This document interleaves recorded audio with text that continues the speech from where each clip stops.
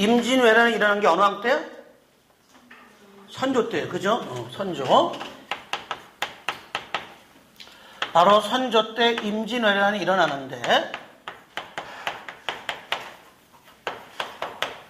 자, 그럼 임진왜란이 일어난 연도가 몇 년?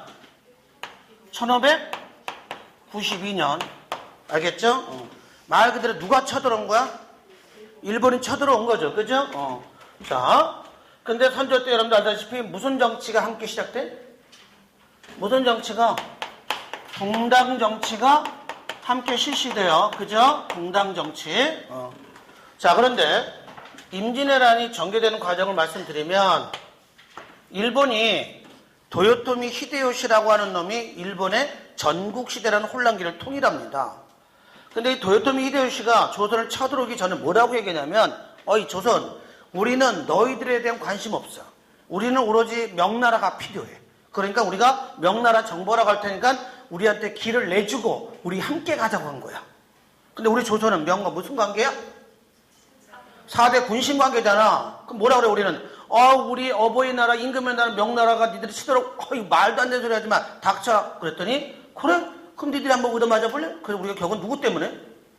명나라 때문에 얻어맞은 건데 그 쪽발이가 그렇게 한 게 꼭 명나라 한다고 우리한테 한 거겠어요? 우리 먼저 먹고 우리를 기반으로 명을 먹으려고 하려고 핑계댄 거지. 그건 명분인 것 뿐이에요. 어쨌든 여러분들 임진왜란 당시 일본의 누구야?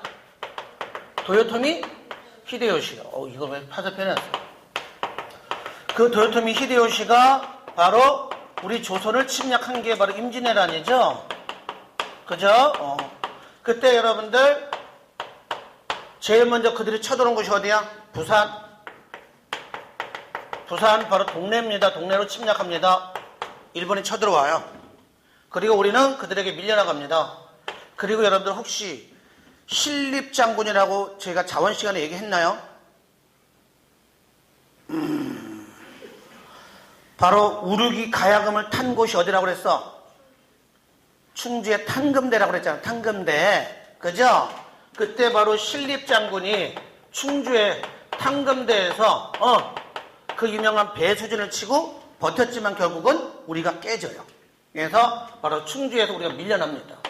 자, 이 충주가 일본에게 먹히자 선조께서는 어이구 그래 도망가자 하고서 선조는 열려 도망갑니다.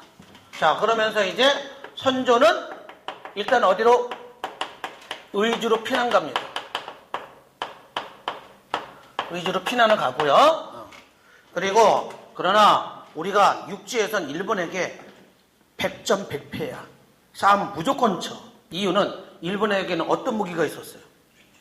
바로 조총이라는 총이 있었고요. 우리는 화살입니다. 게임이 안 되죠.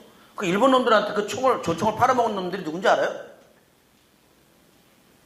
걔들이 개발한 게 아니야. 돈 주고 산 거야. 그걸 팔아먹은 놈이 바로 이 호날두의 나라예요. 호날두의 나라 있어. 호날두 축구선수 몰라요? 포르투갈. 이 종갓나들이 일본 애들한테 은을 얻기 위해서 총을 팔고 은을 가져간 거야. 그러니까 일본 놈들이 갑자기 총이 오니까 빵빵 소리가 다 죽어. 그때 일본 놈들은 어떤 애들이 무사계층이에요. 무사들이 뭐 들고 있어요? 칼. 무사들이 칼잡이가 있는데 갑자기 총 들고 있는 놈이 이기는 거야. 그래서 도요토미 히데요시도 그 총 때문에 이겨서 권력을 잡게 된 거예요. 그래서 우리가 일본한테 계속 깨진 건 뭐야? 조총이라는 무기에 대한 열쇠예요. 자, 그러나 우리에게는 누가 있었어요? 이순신 장군이 있었어요. 그 이순신 장군이 비록 육지에서 깨졌지만 우리는 계속 이겨나가는 거죠. 그죠? 그 사람들이 우리 책에 몇 쪽이더라? 165쪽에 보게 되면 이순신의 전투 순서가 나와 있는데 작년인가 재작년에 시험 문제가 뭐냐면 다음 중에 이순신의 전투의 승리를 순서대로 나름 그렇게 시험 문제 한 번 나온 적이 있어서 이거 정말 안 할 수도 없고 정말 그래서 일단 할게요. 옥포해전. 이 옥포해전이 바로 이순신의 첫 번째 승리 전투. 옥포해전. 그 다음에 두 번째는 바로 사천 전투에서 처음으로 거북선이 등장했다고 하고요. 세 번째는 당항포해전인데 그러나 우리에게 더 중요한 건 바로 무슨 해전? 한산도 대첩. 그래서 여러분들이 옥포와 한산도 대첩 두 개만이라도 일단 알아둡시다. 오케이, 이게 첫 번째. 그 다음에 한산도 대첩에서 우리가 일본을 완전히 박살내버리죠. 그래서 이제 우리가 바다에서는 그나마 이깁니다. 자, 이런 가운데 선조가 의지로 피난 갔죠. 그때 조선은 누구에게 헬품이며 우리 좀 도와주세요. 그래서 명나라 군대가 우리 조선으로 군대를 보냅니다. 그래서 우리는 이런 얘기합니다. 조명연합군. 조선과 명나라 연합군이 뭘 하느냐? 일본에게 빼앗겼던 평양성을 되찾아요. 평양성 회복. 그래서 이 전투의 승리로 이제 전쟁의 분위기가 우리한테 전세가 역전돼 버려요. 그리고 난 다음에 바로 일본 애들이 도망갑니다. 도망가다가 일본 애들이 한마디로 작살난 전투가 있습니다. 그 유명한 무슨 대첩? 행주대첩. 행주대첩, 여러분들 행주산장 아시죠? 우리 지난번에 자유시간 했었죠? 바로 여기 장군이 무슨 장군이야? 권율 장군이야. 그죠? 근데 권율의 행주대첩의 승리입니다. 여러분들이 조명연합군의 평양성 회복 다음에 행주대첩이에요. 여기서 이제 일본 애들이 밀려 내려갑니다. 자, 그런데 당시 우리나라 도와주는 명나라가 우리나라의 전쟁에 낄 수 있는 그런 상황이 아니었어요. 당시. 왜? 당시 명나라는 정치로도 굉장히 혼란스럽고 나라 재정이 빵꾸 나서 돈도 없었어. 그런데 문제는 뭐냐? 만약에 조선이 일본한테 먹히면 결국 누구도 위험하니까 지들도 위험하니까 우리 도와주러 온 거지 사실은 뭐 우리가 와줘요 해서 꼭 도와준 건 아니에요. 자, 그래서 바로 명과 일본 사이에 휴전 협상이 진행됩니다. 휴전.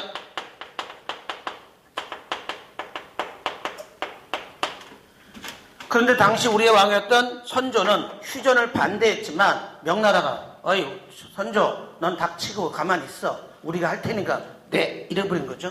그래서 휴전협정이 진행된 동안 우리는 일본이 또 쳐들어올지 모르기 때문에 그 휴전협상 중에 우리가 중요한 게 있어. 바로 그때 바로 훈련도감이라고 하는 군대를 만들어요. 그래서 이 훈련도감이 설치된 게 언제냐 그러면 임진왜란 중이에요. 이제 군대입니다. 훈련도감과 그 다음에 무슨 법? 소고법이라고 하는 군대 제도를 만들어. 그래서 여러분들 이것은 군대를 다시 정비했다고 보시면 돼요. 군대 조직을. 그래서 여러분들이 소고법과 훈련도감은 바로 언제야? 임진왜란 중이야. 알겠습니까? 나중에 조선의감 더 다시 한번 하겠지만 어쨌든 얘가 시험에 나왔었어요. 훈련도감이 임진왜란 중이라는 거. 자, 그리고 이제 휴전협상이 결렬됩니다. 결렬될 때 일본이 다시 쳐들어왔어요. 그 일본이 다시 쳐들어온 사건을 우리는 뭐라 부르냐 그러면 그것을 우리가 이렇게 얘기합니다. 정유재란이라고 불러요. 정유재란. 이때 정유재란이란 임진왜란이 일어난 1592년이 임진년이거든. 정유재란은 1597년에 일본이 다시 쳐들어온 전쟁이 정유재란입니다. 이 정유재란 때 일본이 다시 쳐들어왔는데 여기서 바로 우리의 이순신 장군의 무슨 해전?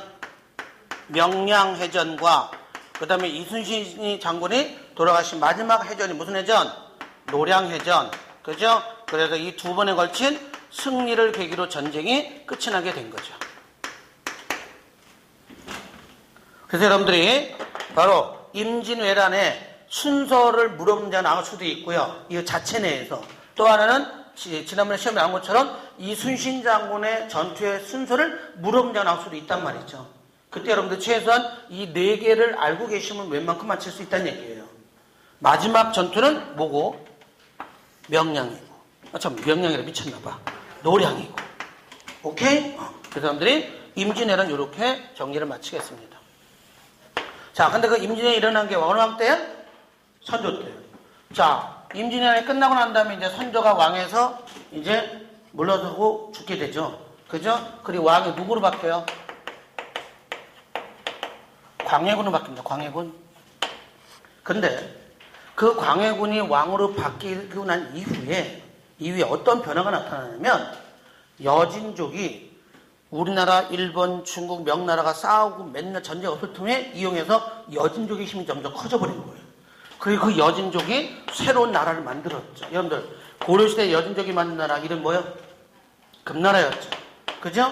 조선시대 와서 다시 세운 금이 바로 후금이죠. 그래서 여진족이 후금이라는 나라를 세우면서 이 후금과 명나라 간의 전쟁이 일어나요. 그때 명이 어이 조선 우리가 니들도 도와줬잖아. 그러니까 니들도 우리 좀 도와줘. 그래가지고 바로 명의 요청으로 우리가 군대를 보내긴 보내야 되는데 문제는 뭐냐? 이 7년의 전쟁이 끝나고 우리는 전쟁에 대한 전쟁 피해 복구를 해야 되는데 백성들이 또다시 남의 나라 전쟁에 끼어들게 되면 우리 나라는 완전히 무너져 버리거든요. 그러니까는 이제 광해군이 고민한 거야. 이걸 보내야 돼 말아야 돼. 그래서 결국은 광해군 때 여러분들 우리 일단 알아두세요. 이 광해군 때 권력을 장악한 당이 무슨 당이냐면 북인이라고 하는 붕당이 이제 바로 집권하게 됩니다. 근데 이 북인하고 광해군이 왜 함께 있게 되냐면 광해군은 아버지 선조는 전쟁이 일어났을 때 미친듯이 도망갔지만 광해군은 이 북인 출신의 양반 의병장들하고 함께 일본을 상대로 싸웠거든요. 그러다 보니까 이 광해군은 자기하고 뜻이 맞는 애들이 주로 누구라고 본 거야? 북인이나 붕당이 뜻이 맞나고 본 거죠. 그래서 얘네들을 정치에 등용시킨 거예요. 자, 근데 문제는 지금 누구하고 전쟁이 일어났어요? 명과 훈간의 전쟁이 일어났잖아. 명의 요청이 있었죠. 그러니 안 도와줄 수는 없고 그렇다고 도와주자니 좀 힘들 것 같고 그래서 사람들이 반드시 외워야 될 단어가 있어요. 광해군은 무슨 애교? 중립외교. 이 단어 꼭 기억하십시오. 중립외교. 이 중립외교는 무조건 광해군이고요. 그 광해군이 중립외교를 할 때 이건 누구하고 누구 사이에서 명과 후금 사이에서의 중립외교야. 알겠습니까? 그래서 결국은 군대를 보내긴 보내죠. 그때 바로 보낸 그 군대의 지휘관 장군이 누구냐면 강홍립이라는 사람을 바로 2만 명의 군대를 주고 얘를 파견한 거죠. 그래서 이 강홍립을 파견했고 그때 강홍립에게 뭐라고 얘기했냐면 야, 너 홍립이 가서 명나라와 함께 싸워. 후금하고 싸우는데 만약에 싸우다 명나라가 이길 가능성이 없다는 판단이 들면 그때는 후금한테 항복하고 돌아와. 그래서 이제 강홍립이 간 거죠. 가서 싸워보니 명나라 계속 연전연패. 조선도 함께 패배. 그래서 결국은 바로 강홍립이 후금에게 항복하고 돌아오게 됩니다. 그러면 우리는 끝까지 명나라를 도와준 거야? 안 도와준 거야? 안 도와준 거죠. 이건 바로 명에 대한 군신 간의 의리를 지킨 거예요? 버린 거예요? 버린 거예요. 그죠? 자, 거기에다가 또 하나 뭐냐면 바로 이 광해군은 선조의 적장자 큰아들이 아니에요. 바로 후궁의 아들이란 말이에요. 알겠습니까? 그런데 당시 광해군에는 누가 있었냐 그러면 임목대비라는 계모가 있어. 계모. 그럼 임목대비는 누구의 마누라예요?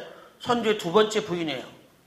오케이. 자, 그 임목대비의 아들이 누구냐 그러면 영창대군인데 그 영창대군이 임목대비 아들이었는데 얘를 북인이 아닌 다른 붕당 애들이 얘를 자꾸 왕으로 앉히려고 하는 낌새가 보이니 광해군 입장에서는 어떻게 해야 돼요? 얘를 제거해야 되고 얘를 제거하려면 누구도요?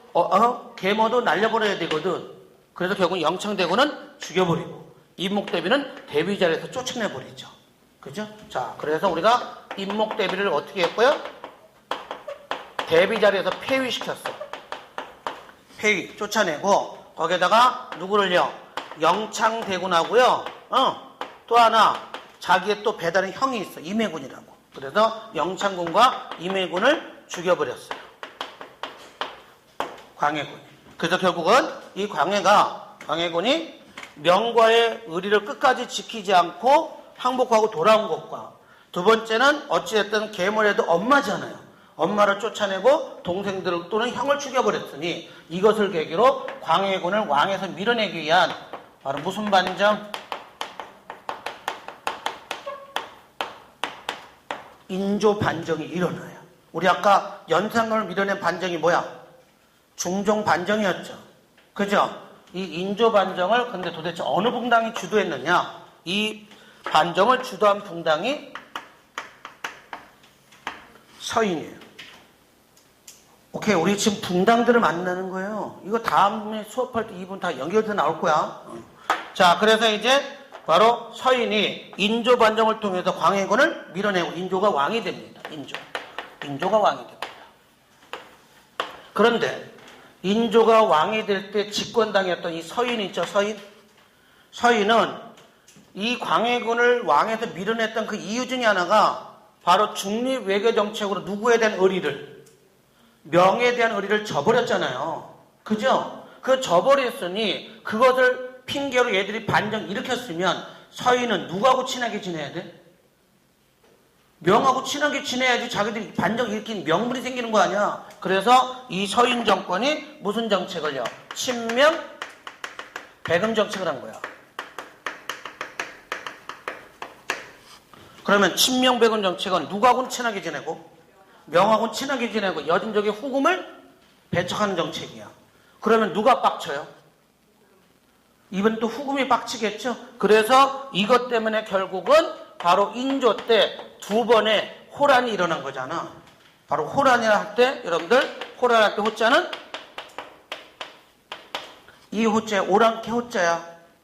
얘는 오랑캐 이자이고 똑같이 오랑캐 개념입니다.